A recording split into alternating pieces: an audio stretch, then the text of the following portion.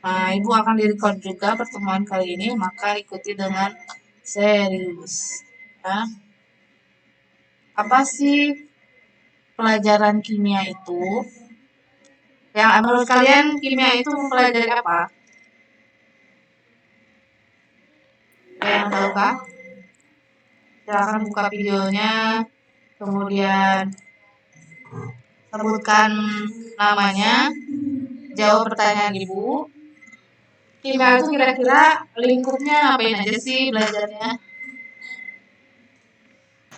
Sains. Apa? Sok silakan sebutkan namanya dan siapa. Dan apa jawabannya? Ada yang jawab tadi? Tidak ada? Siapa yang mau jawab kira-kira kimia itu belajar apa?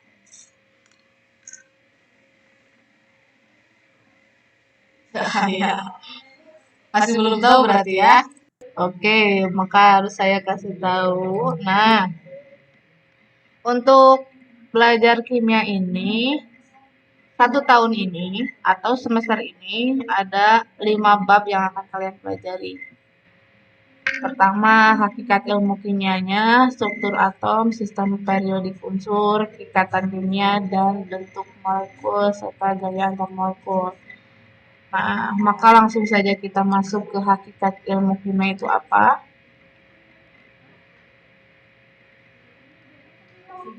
Nah, hakikat ilmu kimia atau kimia itu sebenarnya ruang lingkupnya apa sih? Nah, yang pertama kita akan mempelajari susunan materi. Jadi materi ya yang akan kita pelajari. Materi itu apa definisinya? Ada yang tahu? Materi apa definisinya? Saya mohon jawab, materi itu apa? Segala sesuatu Ya, segala sesuatu yang mempunyai massa dan mendapati ruang. Nah, betul. Siapa ini yang jawab? Siapa yang jawab? Pak, Hei, jangan malu-malu dong. Siapa barusan yang jawab?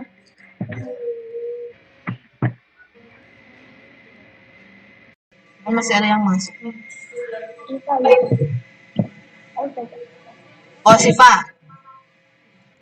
Hei, betul ya apa yang dikatakan saudari barusan bahwa hakikat ilmu kimia itu materi itu adalah segala sesuatu yang menempati massa segala sesuatu yang memiliki massa dan menempati ruang. Jadi ada massanya dalam ruang tertentu. Berarti itu yang disebut dengan materi. Nah, khususnya kimia akan mempelajari apanya sih? Susunan materinya, kemudian struktur materinya, sifat materinya, serta perubahan materinya. Satu lagi, energi yang menyertai perubahan materi tersebut. Jadi ada 5 ya. Susunan, struktur, sifat, perubahan materi, dan satu lagi energi yang menyertai perubahan materi tersebut. Jadi ada 5 tinjauan fokus dalam kimia itu susunan, struktur, sifat, perubahan materi. Satu lagi adalah energi yang menyertai perubahan materi tersebut. Itu, jadi ada 5 titik fokus dalam belajar kimia. Maka wajar saja nanti kalian akan mempelajari hal-hal yang sifatnya abstrak atau kalian menghayal atau sifatnya nggak bisa dilihat oleh mata kalian sendiri, harus menggunakan alat-alat lain. Kalau di kimia itu harus sampai menggunakan mikroskop elektron. Jadi yang tinjauannya elektron. Nah, untuk di sekolah mah nggak sampai mempelajari mikroskopnya. Cuman kalian harus mengetahui struktur yang di dalamnya setelah ilmuwan menemukan seperti apa sih gitu. Nah, itu hakikat ilmu kimia atau fokus dari belajar kimia. Ada 5 ya. Ulangi lagi, susunan, struktur, sifat, perubahan materi, dan energi yang menyertai perubahan materi tersebut.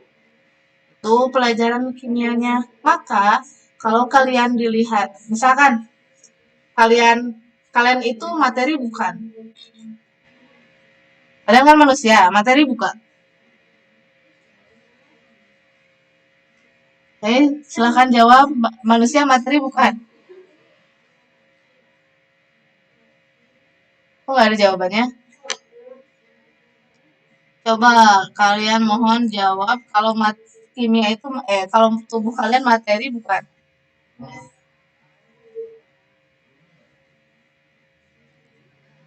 Boleh dijawab di chat atau ya, kalau nggak mau langsung kalian chat. Kalian materi bukan?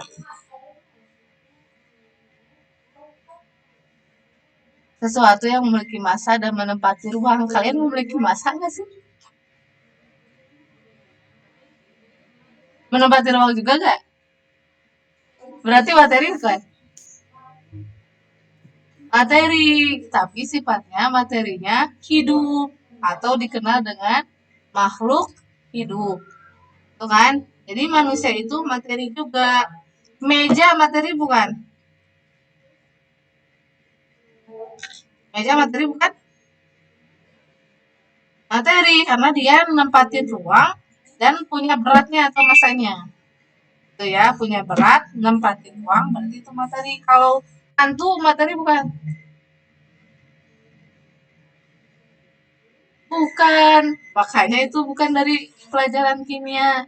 Itu ya, chemistry itu about materi gitu ya. Jadinya eh, di luar hal-hal itu bukan kimia. Maka ketika kalian bicara dengan tubuh kalian sendiri, itu bagian dari materi. Makanya di dalam tubuh kalian itu ada zat-zat penyusun tubuh kalian, ada organ, kemudian ada, kalau misalkan biologi mah lebih ke organnya, kalau kimianya lebih ke senyawa-senyawa atau molekul-molekul yang berada di tubuh kita. Kajiannya ya.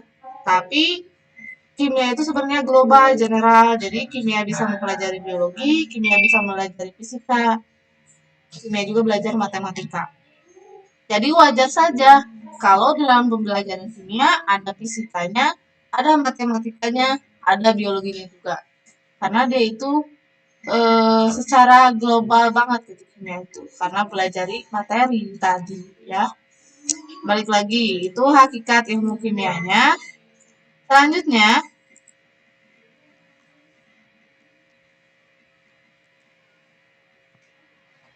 nah, cabang-cabang ilmu kimia, jenisnya ada kimia apa aja? Ada kimia organik, ada anorganik, analitik, biokimia.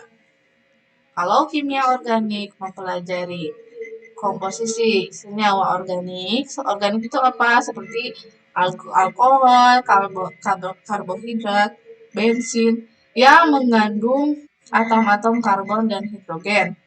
Kalian udah belajar kan di SMP, ada karbon, ada gula, glukosa, lambangnya kan ada C6H12O6.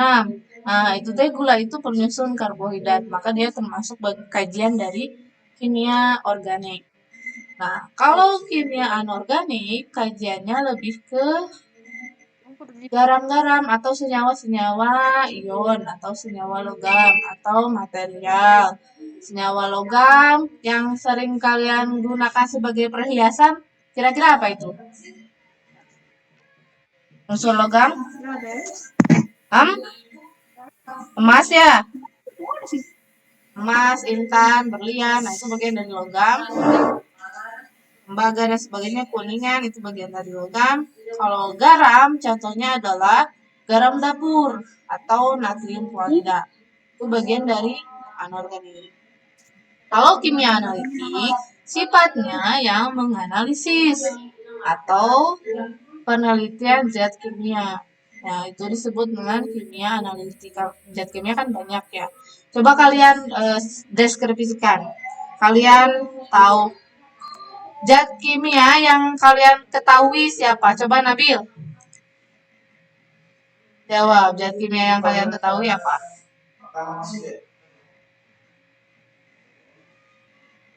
Bill?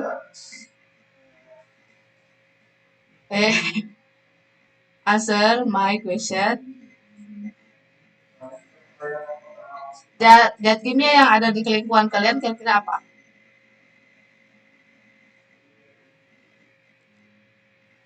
Uh, malah selalu lagi nah. Bentar. Poin.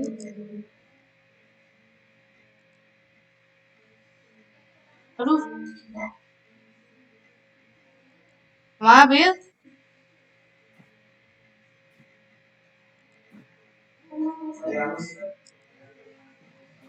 Nggak ada.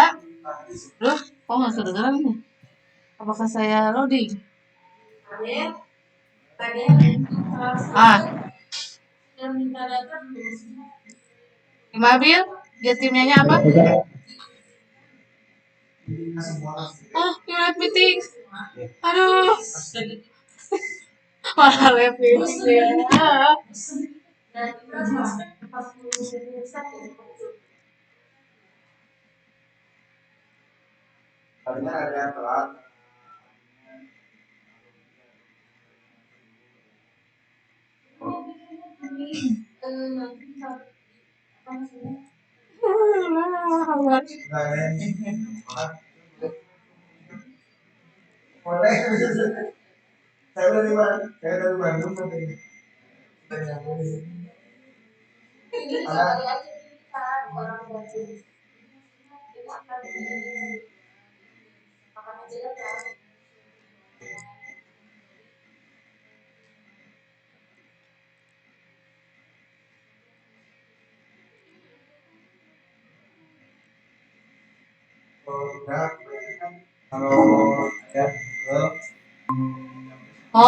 Mohon maaf ya. Mohon maaf tadi sinyalnya hilang di sekolahnya ya, mohon maaf. Lanjutin ya. Oke, lanjutkan. Kita lanjutkan belajarnya. Ayo, nah, tadi zat kimianya tuh udah yang dibilang Nabil tadi apa? Bil? Mohon maaf saya keluar tadi. Udah terdengar?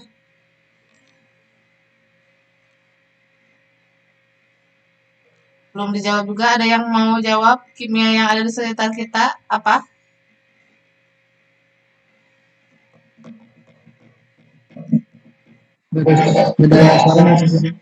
Oh, apa? Coba diulangi. Gak ada suaranya, Ustazah. Oh, Suaranya why. Bentar. nggak ada suara. Bentar.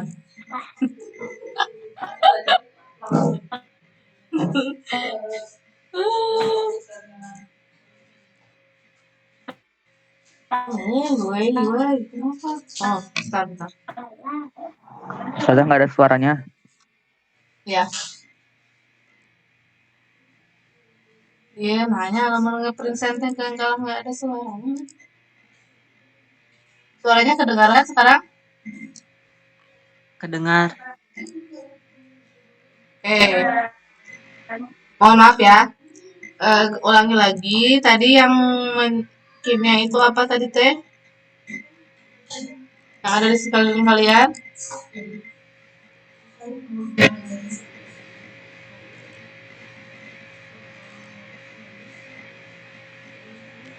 Kedengaran nggak suara ibu? Masih kedengaran atau lagi nggak? Kedengeran. Oke, bentar.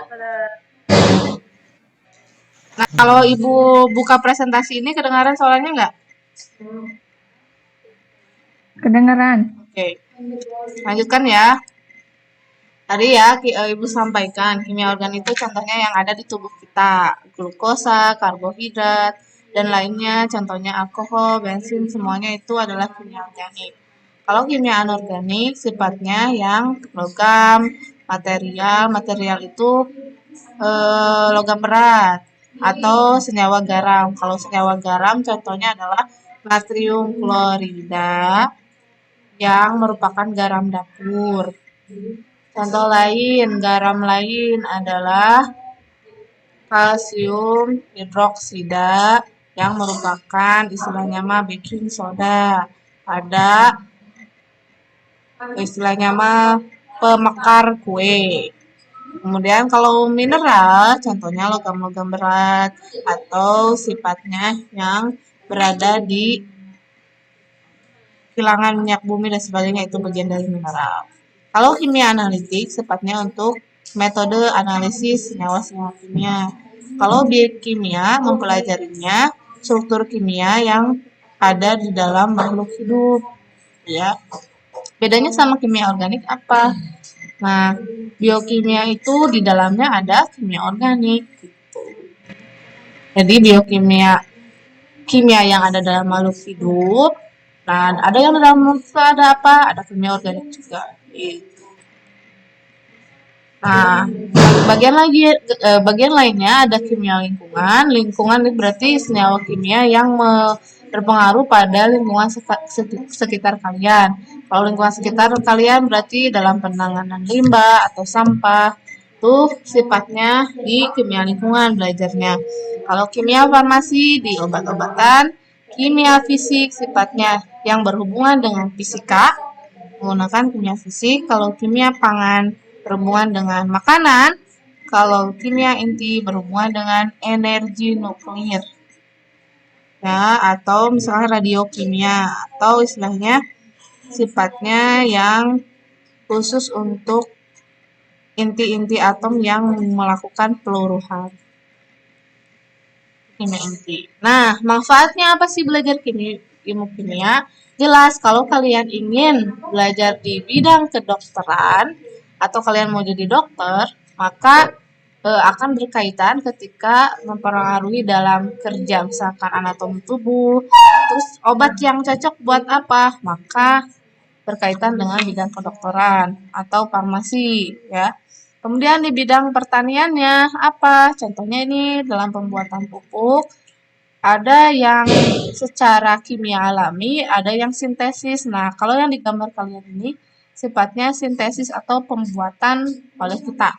Kalau yang alami, yang ada sifatnya organik, kimia organik misalkan, atau tumbuhan organik, atau misalkan padi yang organik. Nah, itu sifatnya alami, penggunaan bahan-bahan kimia alami yang sumbernya jelas dari makhluk hidup. Kalau bidang geologi, nah kalau bidang geologi itu, kalau misalkan kalian ingin berkiprah di bagian geologi, geoantropologi, kemudian ada geografi, misalkan, maka dia akan belajar seberapa lama batuan tersebut ada atau berapa juta tahun itu dari unsur kimia yang terkandung di dalamnya, kemudian bisa dalam bentuk kajian historis. Itu bidang geologi. Kalau bidang teknik sipil, kalau kalian ingin berkiprah di teknik sipil, jadi sipil ya, yang laki-laki itu kebanyakan yang teknik sipil. Nah, biasanya mempelajari kelebihan dan kekurangan material bangunannya. Semen-semennya harus menggunakan semen apa, kandungan kimia yang bagus untuk semennya apa. Nah, biasanya itu manfaatnya. Ada bidang kedokteran, pertanian, geologi, teknik sipil. Jelas ya kalau bidang kedokteran mah sangat pengaruh sekali. Bidang biologi jelas, karena bagian dari biokimia, maka akan belajar dengan makhluk hidupnya. Kalau bidang hukum, contohnya ini. Kalau kita mau melihat sidik jari, kalau misalnya fingerprint ya, lihat sidik jari yang sudah nempel, itu bisa menggunakan serbuk AgNO3. AgNO3 biasanya kalau sekarang itu di bedak-bedak tuh ukur bedak padat itu bisa biasanya menggunakan serbuk-serbuk yang bisa melihat sidik jari. Masukin misalkan taburin aja si bedaknya ke dalam fingerprint, kemudian oles sedikit, bersihkan maka akan terlihat sidik jarinya. Di bidang hukumnya atau menggunakan larutan AgNO3 dia sifatnya cairan itu bisa secara langsung kelihatan hitam seperti ini. Kalau yang manualnya menggunakan serbuk yang ada di bedak, perempuan biasanya menggunakan bedak padat atau bisa melihat sidik jarinya. Misalkan masuk ke passcode pintu rumah orang misalkan ada passcode-nya, lihat aja banyak sidik jarinya di nomor mana aja. Nah, itu bisa menggunakan buku serbuk. Padatan istilahnya mah yang digunakan oleh perempuan ya. Kalau bidang mesin, mempelajari sifat dan komposisi logam yang baik untuk pembuatan mesin. Nah, komposisi logam kan tadi belajar logamnya ya. Nah, itu kaitan dari kimia juga. Nah, maka berpengaruh ke bidang mesin. Jadi kalau mau jadi teknis otomotif dan sebagainya itu kimia masih berperan di sana. Nah, itu peran manfaat ke kimianya. Kalau peran ilmu kimia dalam kehidupan sehari-hari jelas ya, banyak masalah-masalah yang global dan sebagainya itu bisa eh, diselesaikan ketika kita belajar ilmu kimia ini yang berkaitan dengan senyawa-senyawa atau zat-zat yang berada di lingkungan kita. Contohnya ini penelitian, ada yang menemukan sumber energi alternatif seperti alkohol untuk digunakan untuk bahan bakar. Bisa ada biogas. Biogas digunakan untuk dari kotoran hewan ternak untuk masak dan sebagainya ya. Program Langit Biru. Nah, kalau program Langit Biru itu melengkapi knalpot. Nah, kalau orang-orang rider atau misalnya kalian laki-laki atau kalian pengendara motor, nah tambahin nih katalis converter yang biasa digunakan di knalpot kendaraan biar asap buangan dari knalpot tidak sampai warnanya itu mengebul hitam atau ada abu-abu yang keluar sehingga kerasa ke muka kita. Nah, itu ciri knalpot yang kurang baik, maka kalian tambahin katalis converter itu senyawa kimia lagi ya. Nah, itu salah satu contoh peran kimia dalam kehidupan sehari-hari. Nah, kalian bisa cari. Nah, untuk tugasnya, silahkan kalian tulis. Tugasnya nomor 1,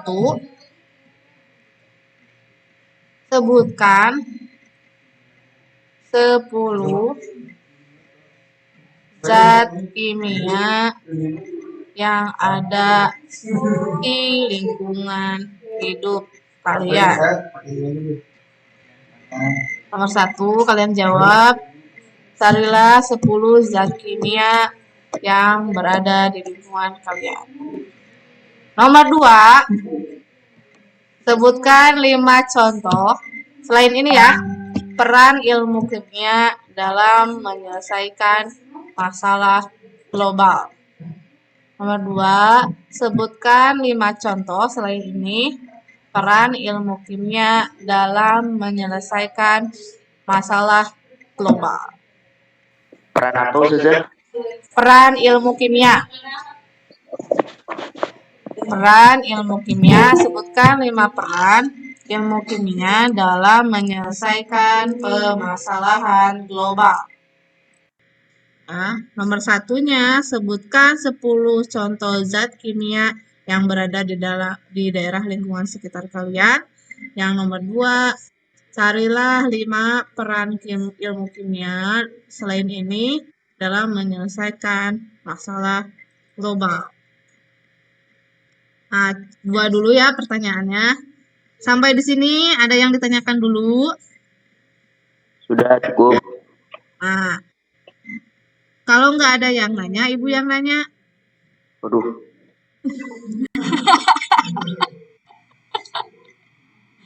Oh, ada ibu yang nanya, oke? Aduh. Saya nanyanya ke yang ini nih ya. Saya cek. Bukan. Kintan. Kintan, mana Kintan? Buka videonya. Ibu baru maaf. Baru mulai. Ya. Tiga Bapak, Rofipa. Rofipa. Dibuka videonya. Rofipa. Kok malu-malu Rofipa? Ya, dijawab pertanyaannya. Kira-kira kajian ilmu kimia itu tentang apa aja sih? Mangga, Ropipa. Atau ada yang mau jawab selain Ropipa? Kajian ilmu teh. Isni? Isni mau jawab, Isni?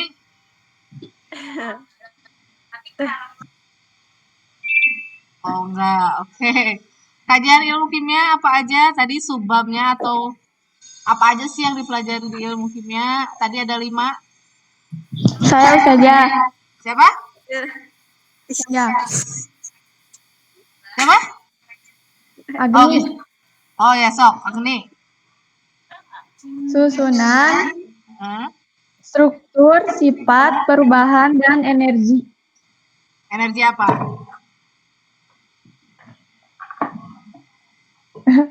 Energi yang menyertai perubahan materi. Ya, jadi khusus ke energi yang menyertai perubahan materi. Biasanya apa sih? Energi biasanya yang digunakan ya.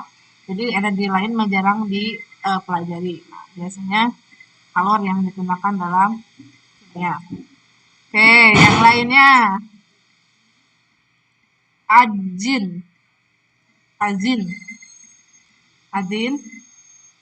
Dibuka videonya. Kira-kira hakikat ilmu kimia seperti apa, Azin?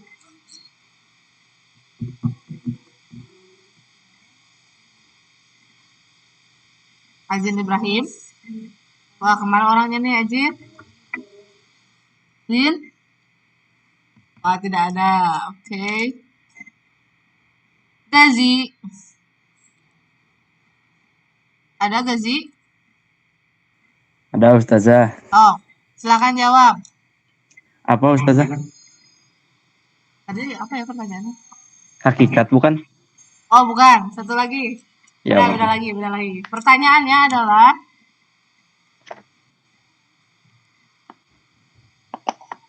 cabang ilmu kimia itu apa aja? cabang ilmu kimia. Bentar, Bu. Ustazah. Oh, yang kimia organik gitu, bukan Ustazah? Ya, betul. Apa aja? Oh. Kimia organik, kimia anorganik, kimia analitik, sama biokimia. Nah, betul. Nah, selanjutnya yang lainnya Hilwa. Hilwa, sebutkan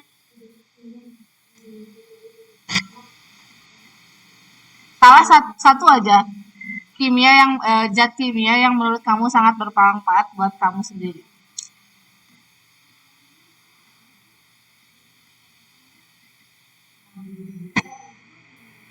Suaranya dibuka. Gak kedengeran. Apa aja yang kamu pelajari dari SMP zat kimia yang sangat menurut kamu berperan buat kamu? Kan bisa beda-beda tiap orang.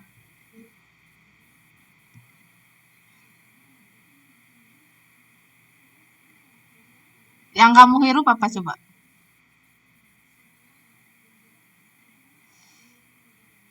Apa itu? Zat apa? Kedengeran? Atau di set aja coba?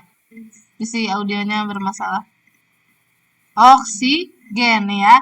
Khalid menjawab oksigen. Nah, itu adalah salah satu zat kimia ya. Jadi jangan terlalu mikir banyak-banyak zat kimia yang rumit-rumit, yang sederhana aja. Oksigen. Nah, itu bagian dari zat kimia juga. Yang dikeluarkannya kira-kira apa? Yang dihirup kan oksigen. Yang dikeluarkan apa?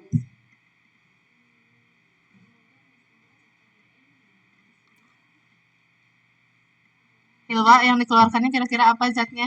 Yang dihirup kan oksigen. Nah, Gifar, betul.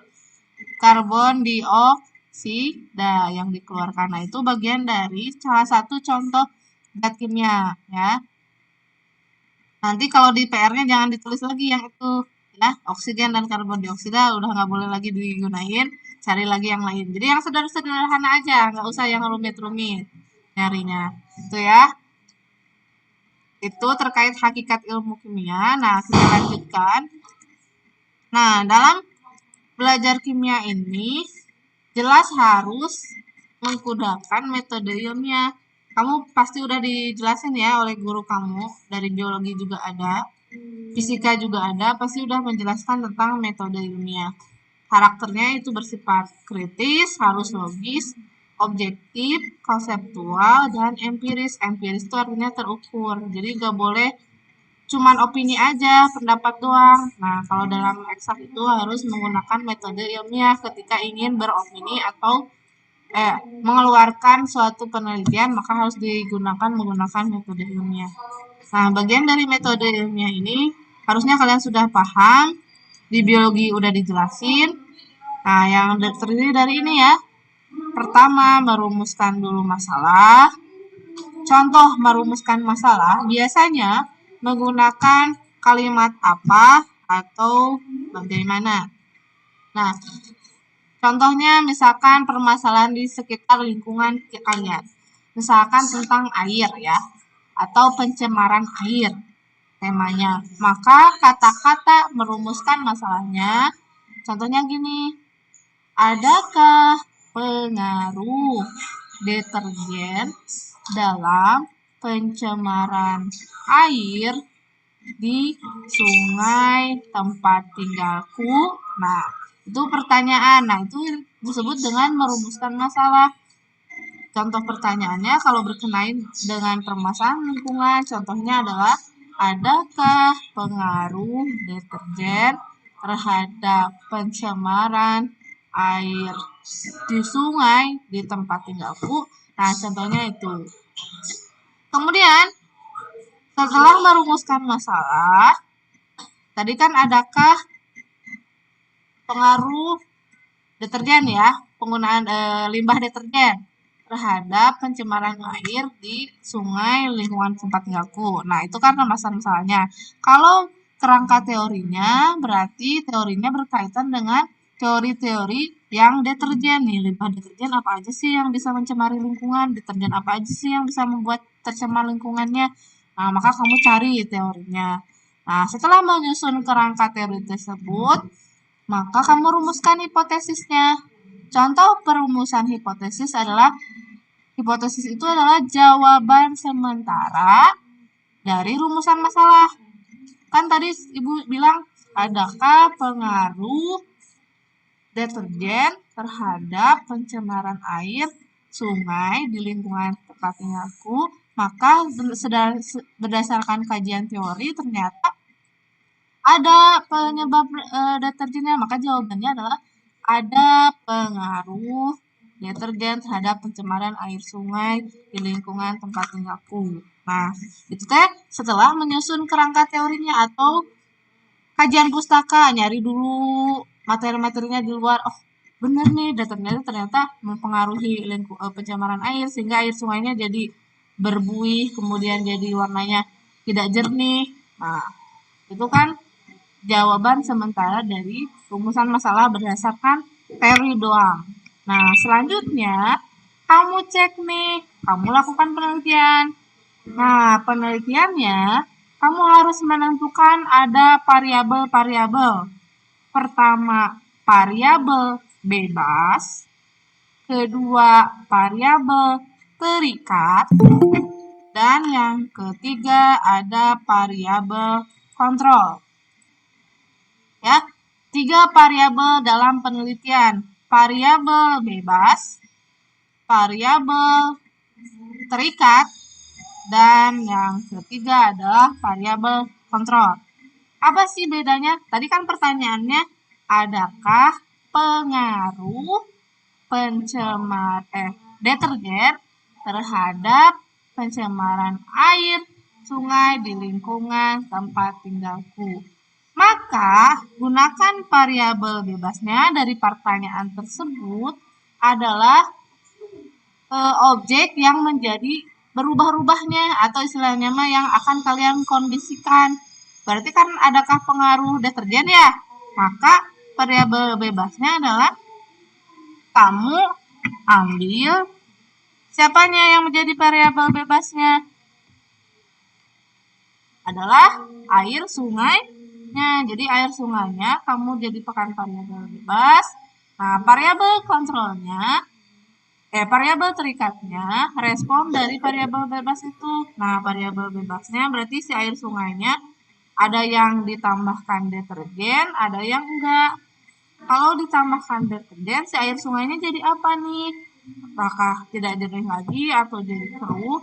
Kalau yang tidak ditambahkan apapun, gimana nih? Apakah tetap jernih udah selama beberapa waktu? Maka variabel bebasnya adalah air sungai yang diisikan oleh deterjen. Itu variabel bebasnya. Variabel terikatnya adalah responnya. Responnya gimana? Terhadap pencemaran air. Nah, lihat nih respon dari tadi ketika menambahkan deterjen, responnya gimana? Dari hasilnya ternyata ditambahkan deterjen, si air sungai ditambahkan deterjen, timbul buih. Misalkan. Kemudian ada airnya jadi kotor. Yang kedua tidak bisa lagi diminum. Maka berarti si deterjennya berpengaruh terhadap pencemaran air. Nah, setelah itu dianalisislah datanya, dari penelitian kamu. Ternyata si air sungai dan air ketika dicampurkan deterjen ada buihnya, ada bau di airnya. Kemudian bisa nggak sih ini diminum? Dianalisis sama kamu. Ternyata nggak bisa lah kalau diminum yang air deterjen kan menimbulkan bisa saja jadi racun bagi tubuh kita. Nah, makanya ini nggak bisa lagi diminum, berarti itu analisisnya. Nah, baru setelah itu kesimpulannya. Nah, kesimpulannya mengambil dari hasil penelitiannya. Kalau dari penelitiannya ternyata ada pengaruh, maka kamu simpulkan ada pengaruh penambahan deterjen terhadap pencemaran air di lingkungan rumahku. Nah, berarti itu kesimpulannya. Nah, kesimpulan juga sebenarnya menjawab rumusan masalah. Tapi, kalau kesimpulan itu harus berdasarkan penelitiannya. Kalau hipotesis itu menjawab rumusan masalah hanya bersifat dugaan, kalau kesimpulan mah berdasarkan penelitian. Setelah menarik kesimpulan, barulah publikasikan dalam bentuk teori dan laporan karya tulis ilmiah. Nah, itu metode ilmiah. Jadi, itu ya contoh ketika ada suatu masalah ya harus dirumuskan dulu kajian teorinya, kemudian dilakukan hipotesis, lakukan penelitian, baru mengolah analisis data, tarik kesimpulan, baru kamu bisa mempublikasikan. Nah, itu cara kinerja dalam penyusunan penelitian dalam kimia atau ilmu pengetahuan alam harus berdasarkan metode ilmiah ini. Jadi sifatnya harus terstruktur. Karena sepertinya ini perjalanannya gak boleh sembarangan, gak boleh hanya opini belaka gitu. Atau kalian mengarang bebas, nah gak bisa. Jadi harus berdasarkan penelitian. Itu terkait metode ilmiah. Jadi urutan metode ilmiah itu adalah rumuskan dulu masalahnya, kemudian susun kerangka teori untuk jawaban masalahnya, kemudian merumuskan hipotesis, kemudian eksperimen, mengolah data, dan kesimpulan. Terakhir adalah publikasi. Publikasi itu tahapan setelah menarik kesimpulan. Itu baru ada publikasi kalau sudah ada melakukan penelitian. Nah, itu tahapan metode ilmiahnya. Nah, biasanya dilaporkan dalam sistematika laporan penelitian seperti ini. Nah, kalian pelajari di bahasa Indonesia. Nah, selebihnya intinya seperti ini strukturnya. Ada judulnya dulu, kata pengantar, daftar isi, abstraksinya seperti apa, pendahuluan, tinjauan pusaka, metodologi penelitian, hasil dan pembahasan, kesimpulan, daftar pusaka, dan lampiran. Nah, ini bentuk sistematika laporan penelitiannya. Ya, kalau kalian nanti skripsi S1, nah nanti itu hasil lapornya harus dalam bentuk seperti ini.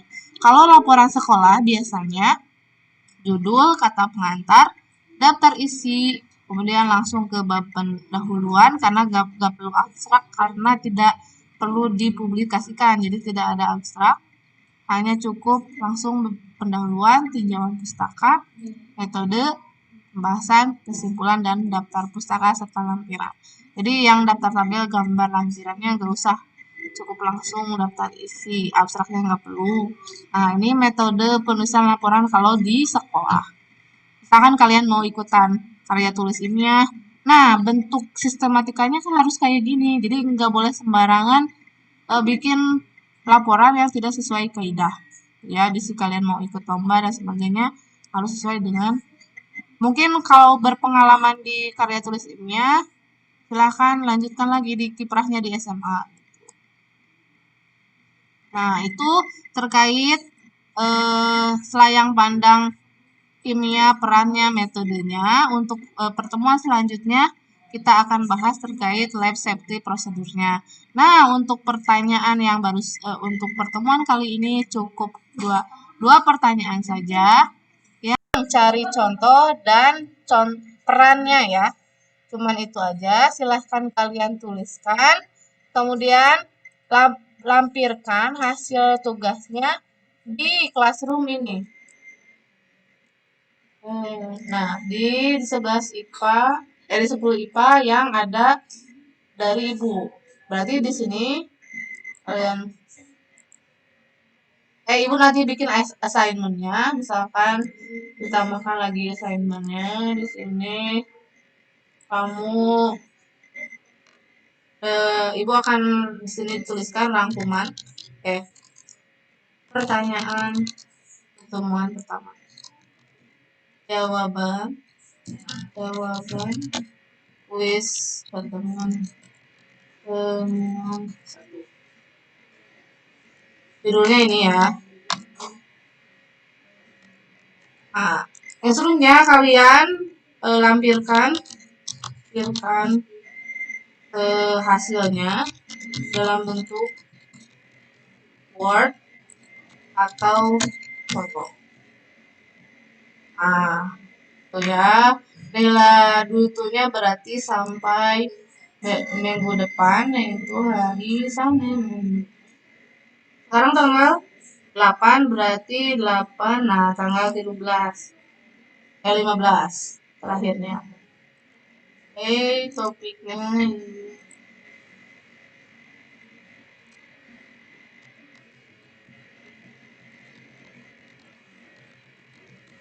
Nah, nanti kalian cari aja kuis atau kimia pertemuan pertama, maka kamu tampilkan di sini. Kalau kamu butuh modulnya, silahkan di download di sini di Classroom tadi ya. Nah, ini saya akan kirimkan. Udah tahu kan cara mengirimkan hasil Word kalian ke Google Classroom?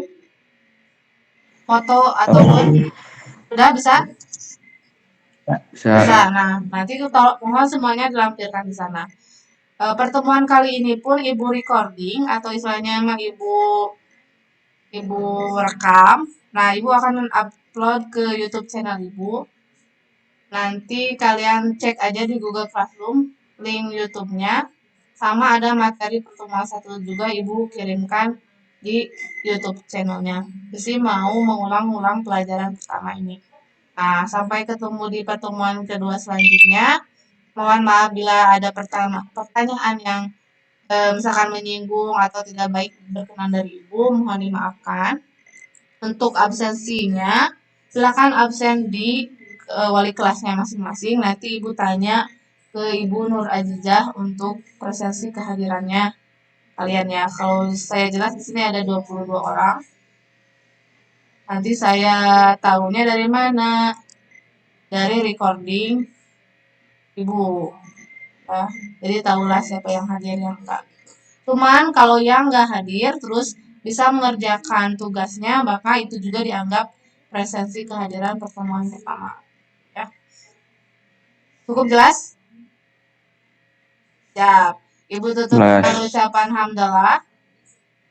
Alhamdulillah. Dan doa akhir majlis. Subhanakallahumma wa bihamdika asyhadu an la ilaha illa anta astaghfiruka wa atubu ilaik. Wassalamualaikum warahmatullahi wabarakatuh. Salam kenal semuanya. Mohon maaf tidak kenal kenalan satu persatu. Nanti saja pas ketemu tatap muka dengan ibu ya. Karena itu menghabiskan waktu cukup lama.